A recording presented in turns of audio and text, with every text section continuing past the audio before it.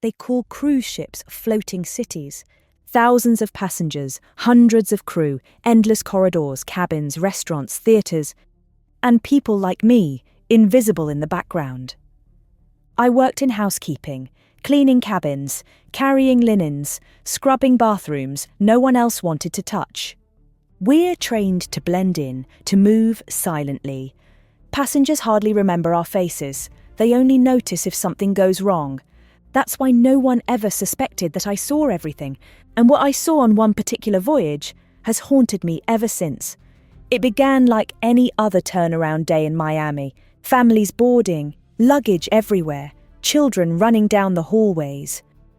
But cabin 7421 was different. A girl stood inside, maybe 15, 16 at most. Thin, eyes lowered, moving like a shadow of herself. Her parents hovered around her like prison guards. The father barked orders. The mother adjusted the girl's dress over and over again. At first I thought, strict family, nothing unusual. But then I overheard something. A single word that froze me. Wedding. Housekeeping gives you keys to places most passengers never see. Storage closets, service elevators, back staircases. We move through the veins of the ship, unseen. That's how I started noticing the pattern. The girl never left the cabin alone. At dinner, she sat stiffly between her parents, silent while others laughed. At ports of call, when families rushed ashore for souvenirs, she stayed behind, door locked. I cleaned the room when they were gone. On the desk, I found pamphlets from jewellery shops on board, but also strange documents in another language.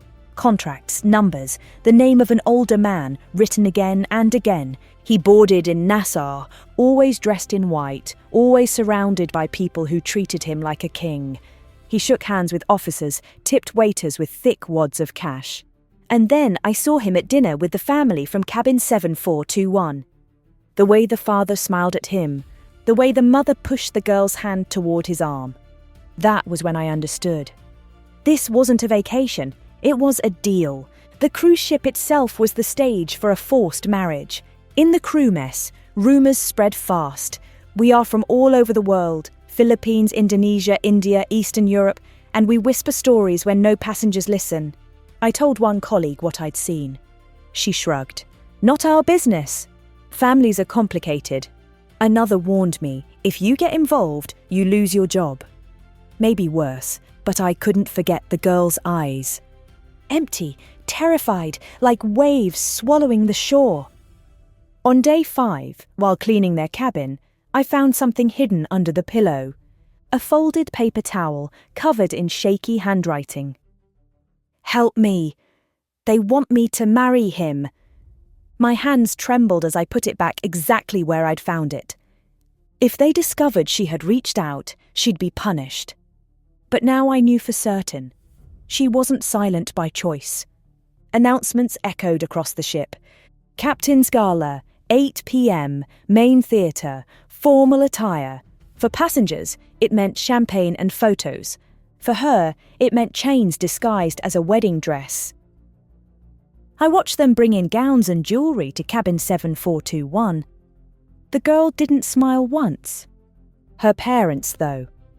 They beamed as if they had already won. That night, while cleaning cabins near the crew stairwell, I heard footsteps. Fast, barefoot, desperate. It was her, dress torn, hair undone, clutching a small bag. She almost collided with me.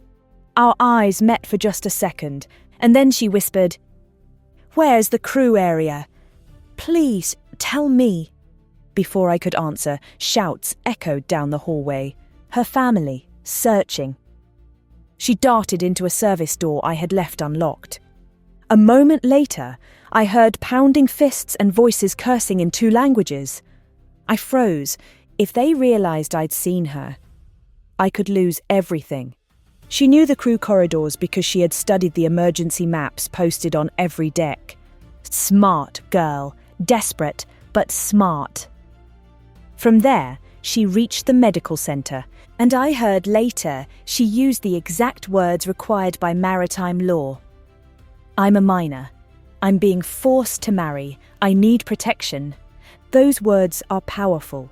They activate mandatory reports. The captain had no choice but to act. The family stormed the guest services desk, demanding to see her. They shouted about honor and Western lies. Security blocked them, but I could feel the tension in the air. Passengers sipped cocktails, oblivious. The theatre was still full of music. But behind the curtains of luxury, a war was raging. That night, I couldn't sleep.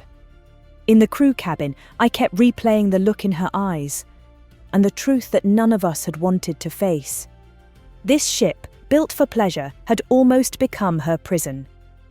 At the next port, police escorted the girl ashore. The man in the white suit never appeared again. The family was furious, but powerless. And me, I went back to cleaning bathrooms, changing sheets, smiling politely to passengers who never saw me. But deep down I knew the ship holds secrets, and sometimes only the invisible ones, the housekeepers, the dishwashers, the laundry staff, notice the truth. I never learned her name. Maybe that's for the best. But weeks later, I heard whispers from another ship. Other girls passing secret notes, other crew members quietly helping. They called it a network. I call it survival. And now, whenever I push my cleaning cart down another endless hallway, I listen. Because in the silence of these floating cities, sometimes you hear it. A knock, a whisper, a cry for help. And when it comes, I'll be ready.